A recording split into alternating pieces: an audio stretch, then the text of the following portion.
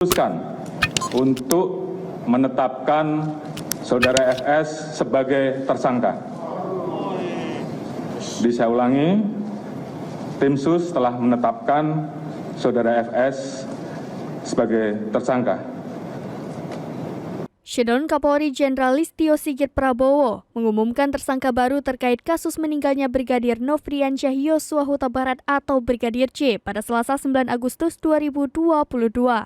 Listio menyampaikan Irjen Verdi Sambo menjadi tersangka baru kasus kematian Brigadir C.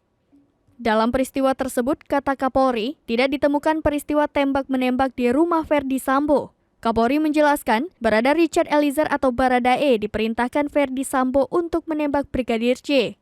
Bahkan, Verdi Sambo mengambil senjata milik Brigadir C dan menembak ke dinding agar seolah-olah terjadi baku tembak.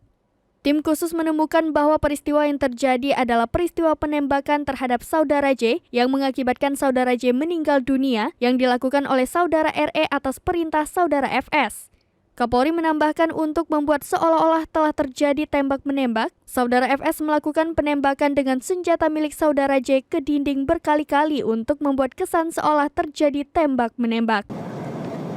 Tidak ditemukan, saya ulangi, tidak ditemukan fakta peristiwa tembak-menembak seperti yang dilaporkan. Tim khusus menemukan bahwa peristiwa yang terjadi adalah peristiwa penembakan terhadap saudara J yang mengakibatkan saudara J meninggal dunia yang dilakukan oleh saudara RE atas perintah saudara FS untuk membuat seolah-olah telah terjadi tembak-menembak. Saudara FS melakukan penembakan dengan senjata milik saudara J ke dinding berkali-kali untuk membuat kesan seolah telah terjadi tembak-menembak.